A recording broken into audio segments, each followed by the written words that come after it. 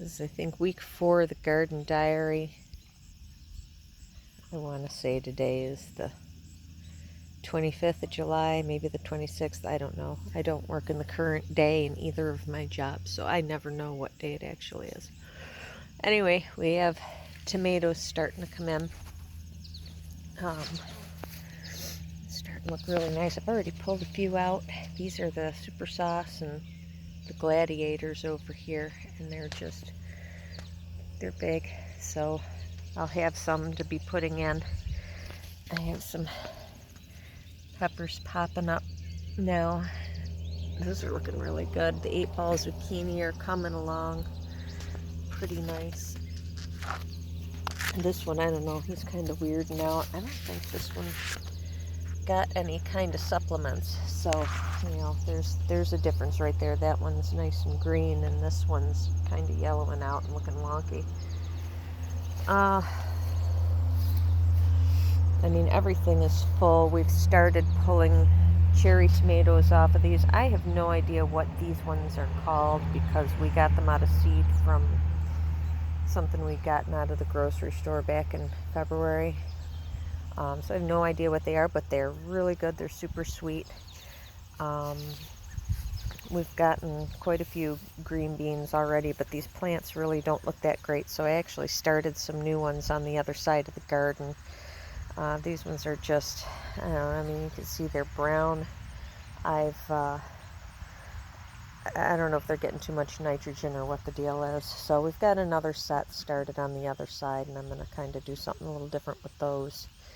The potatoes are starting to, at this end, most of them have flowered a bit, I think, and so they're starting to kind of get ready to be picked in a couple of weeks. We've got, which I'm super excited about, we have, I think, 6 or 7 of these little guys coming along. I've never, like so many other things, this year has been the year of success. I've really been watching a lot of video and doing a lot of reading and things like that. But I have maybe 6 or 7 little watermelons starting, which is, I mean, I've never, like so many other things I've said, I haven't grown any. This horseradish has gotten huge. We got this out of the organic aisle at the grocery store and just popped the root in the dirt. And we tried it with ginger too, but we didn't have success. So that's going to be, I think, my challenge for next year.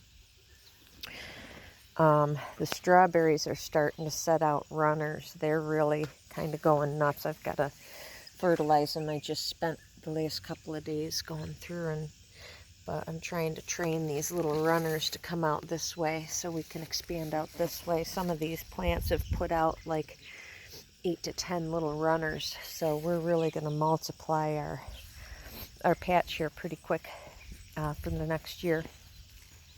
We have one Hubbard squash hiding up under here, just one little fella. So far, I'm hoping for at least maybe 1 or 2 more. And these cucumbers, I don't see any in there. There's one little fella there. This tomato plant, we've gotten quite a few tomatoes off of this one actually, but it just looks like crap. I think it just dries out too fast because the recycle bin has holes in the bottom. I mean, that bucket over there, it does too with the other cherry tomatoes, but yeah, I don't know. I have to finish weeding over here. This set here, I have to finish weeding so that I can get some new broccoli and things put in.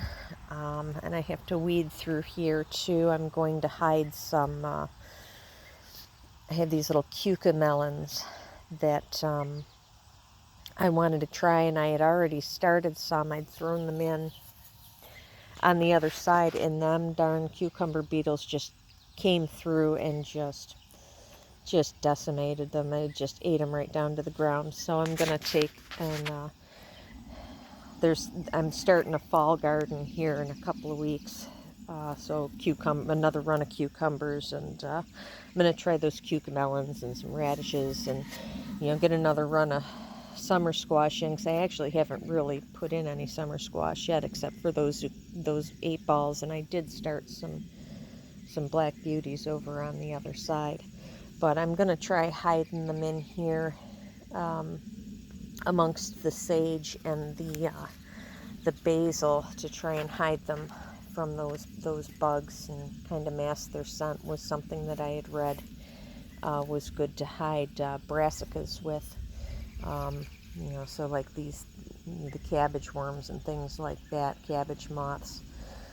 They haven't been bothering these too much, but they really went after my cauliflower, which is still doing good. I picked 2 of them and they were a little early, so I'm letting these ones go a little longer. It's looking pretty good. I grabbed the one purple one and it was a bit bitter, so I just dehydrated them and powdered them down. So this is I'm gonna throw some fertilizer on that, fertilized the onions and gave them some compost. Those were looking pretty sad until I did that, and now they're looking really, really good. But anyway, I'm gonna try doing that. I'm gonna plan another round of some really fast, early, or not early, but late. I have that 30-day cauliflower, and I've just about got which one it was, but I just about have seed off of one of these plants. So these are the ones that bolted in the spring, and then I have a whole bunch of broccoli that has gone to seed because these bolted right away in the spring. So I'm not going to grow, little note to self, I'm not going to grow broccoli anymore in the spring. I'm going to wait until about the end of July, beginning of August from now on to grow that, because it just doesn't work well as a spring crop. I planted some red cabbage about a week ago. Those are doing well. Our other cabbages, those are doing well now that my chickens aren't getting in here anymore. They're doing really nice, so we'll have some sauerkraut. But yeah, those cabbage moths and those cabbage worms are they're getting after my Brussels sprouts too. So I gotta do something about them. These guys are still getting big. These wonky weird things. What are you doing? He's following me around the garden. But see, I'm pretty sure that's the culprit. That's the moth that lays them little caterpillar, those little eggs for them little caterpillars, and then they just go through and eat everything. So anyway, I got a little bit of stuff growing in here. Still a lot of weeds. I mean, not nearly as many as I used to. The cucumbers are doing well. But over here, I just replant. These are all tomatoes that are clippings from these 2 sets of tomatoes over here, the Abe Lincolns and the mushroom ones. And so I was clipping those back, rooted them. Those have been in the ground about 2 weeks. These I just put in the ground this morning, like 6 o'clock, because it was nice and cool. I tried about a week or so ago, and the roots just weren't strong enough, so I took them back out and put them in a cup of dirt, really wet dirt. And now they're doing really, really well. Since I put them in, I'm trying a little trick that I was told with potash, and putting some potash in the bottom of the hole for those and seeing how they produce. Chickens are growling. We had a great horned owl fly in yesterday morning. He's been doing a little bit of damage here, and he's taken quite a few of my young chickens. So now every time I hear them growl, I gotta look up. Anyway, this is the corn. This is 2 weeks, week and a half, 2 weeks. I have some Indian corn. That's doing really well. And the squash beetles, or cucumber beetles, or whatever you want to call them, they're kind of getting after the spaghetti squash, but hopefully it'll make it. Peppermint's doing good. These are some organic russets that we pulled out of the grocery store back at the Father's Day weekend. These are doing really, really well. And then the butternut squash is doing really, really well. Those have exploded since we got a little bit of rain. And I've got some zucchinis that are starting up, and there's some radishes kind of mixed in there. We're gonna try some more radish here next month and try and get like a fall crop of those, see if they grow better in the fall. I hear tell that they do. Still trying on lavender, but it just doesn't want to go. No luck with lavender. So these are doing good. But so a little note to self on this stuff. These are still, I mean, we're getting some of these pink fangs are doing a little better. We're starting to get some new ones, so I'm interested to see what happens with the new ones, if they do any better. And the sweet potatoes are doing really good. The corn's getting tassels. I mean, look at that. There's a happy little corn right there. He's pretty content, as crowded as he is in here. And these pink fangs are doing pretty well.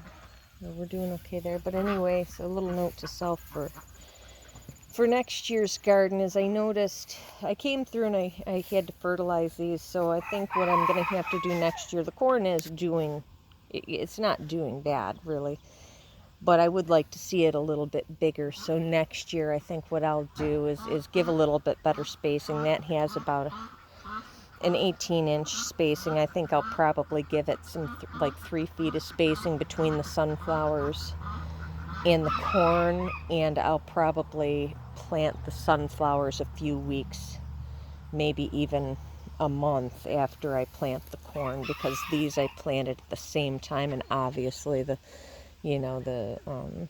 sunflowers are just dwarfing the corn, and like the stuff that's on the outside, and I'm kind of gauging my 3-foot spacing guess from this row right here, because you can see you've got a row right here and it's 18 inches away. This one is just kind of, I don't know, must have been seeds that fell, but it's about 18 inches away, and this row of corn in here is super small, and these ones are doing really well.